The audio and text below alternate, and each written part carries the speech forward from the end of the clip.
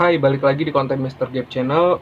Sebelum lanjut ke konten cerita dari Mr. Gaib, gue mau ngucapin mohon maaf lahir batin jika ada kesalahan dalam membuat video atau dalam berkata. Terus juga mungkin bukan gue doang yang ngerasain, mungkin kalian semuanya ngerasain bahwa bulan Ramadan tahun ini sedikit berbeda dikarenakan datangnya kayak datangnya cobaan yang begitu berat buat kita semua, terutama untuk yang menjalankan ibadah puasa di tahun ini. Gue berharap semoga dengan adanya cobaan ini kita semua bisa saling merangkul, kita semua bisa saling berdoa, memberikan semangat, memberikan support, karena intinya ya kita jangan mengeluh, karena mungkin yang di rumah itu nggak terlalu berat cobaannya dibanding orang-orang yang harus berjuang di luar sana seperti tenaga medis, tim kesehatan, ataupun pekerja yang mengharuskan mencari uang di luar rumah. Mungkin mereka jauh-jauh lebih berat cobaannya daripada kita yang diam di rumah aja. Semoga kita bisa mengambil sebuah sisi positif, pembelajaran untuk kita terus bersyukur, bisa lebih bersyukur gitu. Dengan adanya cobaan yang menimpa kita semua ini, kita lebih dekat kepada agama, lebih mempererat atau mempertebal iman kita gitu, dan diberikan kesabaran yang sedalam-dalamnya, diberikan kekuatan dan semangat untuk menjalankan ibadah puasa bagi yang menjalankan. Oke, kita balik fokus ke cerita konten kali ini. Nah, di konten Mr. Gaib, gue lihat dari beberapa video atau konten yang gue upload ke kalian, ternyata lebih banyak peminat dari video yang membahas tentang misteri gunung-gunung di Indonesia.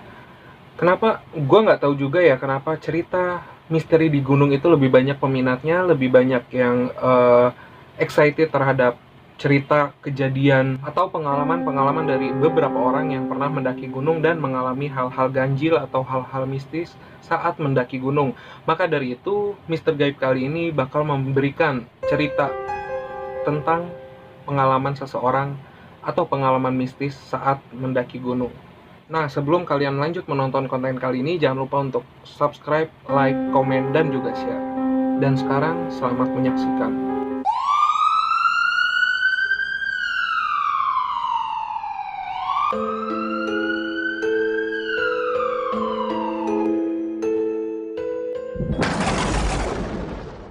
Cerita ini bersumber dari salah seorang pendaki gunung yang bernama Nugraha Rizal dan di-share ulang atau di-post ulang oleh salah satu akun Instagram, yaitu Gunung Mistis. Setelah gue baca ceritanya dari awal sampai akhir, cerita ini lumayan menyeramkan, maka dari itu gue angkat dan gue share lagi di YouTube channel gue, dan beginilah ceritanya. Kejadian mistis di Gunung Ciremai. Kami 11 orang, diantaranya Rizal, yaitu saya, Ricky, Egi, Aris, Eva, Dadan, Gali, Fitri, Hari, Alfi, Tias. Kami mendaki Gunung Ciremai via Apuy, berangkat kira-kira jam 10-an, dengan cuaca hujan gerimis. Di pos 2 kami beristirahat dan sholat, karena hujan sudah reda sedari tadi, dan kami lanjut ke pos 3. Lalu hujan kembali turun dengan intensitas tinggi. Kami melewati pos 3, cuaca pun semakin dingin, hujan semakin deras, membuat salah satu teman kami yang bernama Eva terkena gejala hipotermia, yang terpaksa mendirikan camp darurat sebelum kami lanjut ke pos 4. Karena hari semakin larut dan hujan pun belum mereda, kami pun memutuskan untuk beristirahat. Esok harinya Eva dirasa sudah sangat membaik, dan kami pun mulai berjalan jam 9 pagi. Kami sempat menemui beberapa rombongan pendaki yang turun menuju pulang, tapi ketika kami sampai puncak hanya kami pendaki yang mendaki di hari itu. Dan ketika kira-kira jam 2 siang, alhamdulillah kami sudah mencapai puncak Majakuning, gunung tertinggi di Jawa Barat. Sembari menikmati panorama puncak, kami pun berfoto untuk mengabadikan momen, karena cuaca pun sangat cerah saat itu. Di sini sebenarnya saya sudah merasakan hal-hal ganjil, seperti mendengar suara-suara aneh yang berbisik di telinga saya, namun tak pernah saya hiraukan. Kami pun memutuskan turun jam 15.30. Saya dan Ricky memutuskan turun duluan karena kita kehabisan air minum dan berniat mencapai tenda lebih dulu untuk memasak menu makan sore. Di Goa Walet, saya dan Ricky mengambil air, dan ketika selesai saya jalan duluan, hanya beda beberapa langkah saja dengan Ricky. Sedangkan teman-teman yang lain sudah berada di depan kami. Terus saya pun memberi kode, "Woi!" Di depan sana Egi menyahut, "Uhuy!" Menurut Egi, ketika kami sudah pulang dari Ciremai itu bukan suaranya. Lalu suara siapa? Dirasa dekat, saya pun mempercepat langkah untuk menyusul mereka. Tapi kenapa tidak tersusul juga, pikirku. Dian setengah sadar, pelang petunjuk arah Palutungan dan Apuy yang kulihat saat naik, tetapi tidak terlihat saat turun. Karena saya tahu arah turun, jalur Apuy ke kanan, dan saya pun terus berjalan. Tetapi teman-teman yang lain tetap tidak tersusul di depan sana, padahal saya sudah mempercepat langkah. Tanpa sadar, saya sudah tersesat. Saya benar-benar sendiri saat itu. Saya berusaha tidak panik, saya tetap berjalan sambil berdoa dan berzikir, mengikuti jejak kaki bekas pendaki yang semakin lama semakin pudar, tergerus hujan yang makin membesar. Tersadar, saya sudah berada di pos 4, tetapi jalur Palutungan, sedangkan saya naik lewat jalur Apuy.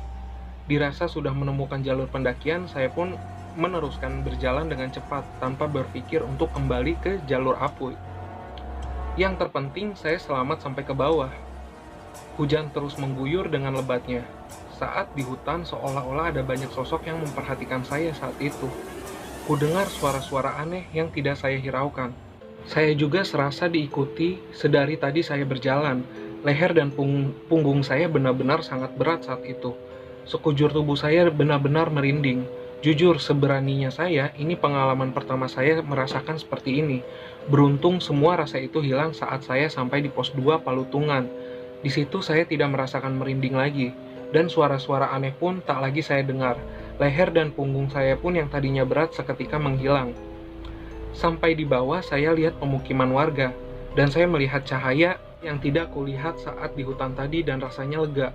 Sebelum mencapai basecamp Palutungan yang beberapa puluh meter lagi, saya ditolong warga Palutungan dan disuruh beristirahat, lalu menginap di rumahnya untuk mengembalikan kondisi badan, diberikan pakaian kering, dan juga makan. Karena saat itu hujan badai disertai petir, dan mungkin karena ia melihat keadaan saya yang basah kuyup, menggigil, dan kotor, karena beberapa kali saya terpeleset. Saya sampai dibawa ke basecamp sekitar jam setengah 6 sore. Saya pun turun dari puncak itu setengah 4, sampai ke basecamp Palutungan setengah 6, cuma 1,5 jam. Saya benar-benar tidak percaya. Warga di situ pun tidak ada yang percaya, tapi mereka sudah tidak merasa heran, karena menurut mereka hal tersebut sudah biasa terjadi. Malamnya, saya tidak bisa tidur, karena saya khawatir akan keadaan teman-teman saya, yang 10 orang lagi di atas sana. Ketika saya hendak memaksakan diri untuk bertindak atau setidaknya melapor ke ranger setempat, akan tetapi selalu ditahan warga yang menolong saya. Dikarenakan hujan besar dan petir juga belum mereda, dan benar saja firasat saya, ternyata saya di lain tempat. Kemudian ada kejadian yang tidak terduga. Diceritakan menurut mereka saya tersesat, bermula dari 3 orang yakni Egi, Dadan, dan Hari, yang turun terlebih dahulu untuk melapor ke basecamp Apuy bahwa saya hilang.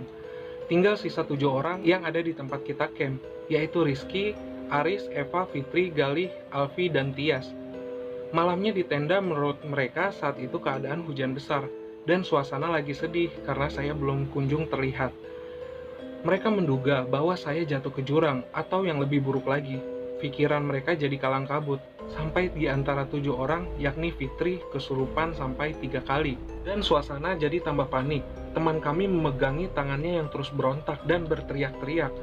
Sedangkan teman yang lain ketakutan, suasana jadi panik dan kacau. Beruntung teman kami Ricky yang ternyata saya juga baru tahu ia sedikit bisa menangani kejadian mistis ini. Padahal menurutnya sebelumnya ia tidak pernah sekalipun menangani hal-hal seperti ini. Seolah-olah ada dorongan untuk menjadi paranormal dadakan. Diceritakan Ricky, makhluk halus itu berbincang kepadanya menyampaikan sesuatu. Dan alhamdulillah Ricky pun bisa menanganinya. Makhluk halus itu benar-benar pergi. Esokan harinya ranger baru datang. Ia baru bisa datang menjemput mereka karena malam hari itu hujan sangat lebat disertai petir yang terus menggelegar. dan mengabarkan bahwa saya Rizal sudah diketahui keberadaannya sehat dan selamat, serta sudah berada di base camp Palutungan. Saat pulang, saya janjian untuk dijemput di Pasar Cikijing, Majalengka. Jarak yang ditempuh dari Palutungan ke Apui pun lumayan jauh berbeda dari Apui ke Palutungan yang kira-kira 2,5 jam perjalanan. Senang rasanya bertemu kembali dengan mereka sehat dan selamat. Perasaan sedih, senang, campur aduk, terharu saya saat itu. Sebagian yang lain sampai menangis bahagia memeluk satu persatu. Kami lanjutkan untuk pulang ke rumah, dan rindu rasanya pulang ke rumah untuk bertemu keluarga. Semua kejadian ini tidak pernah membuat saya kapok untuk naik ke gunung. Setiap gunung yang saya daki mempunyai cerita berbeda, dan dari semua itu kita bisa mengambil pelajaran. Contohnya saat saya tersesat di Ciremai, saya tahu bahwa teman-teman saya benar-benar peduli.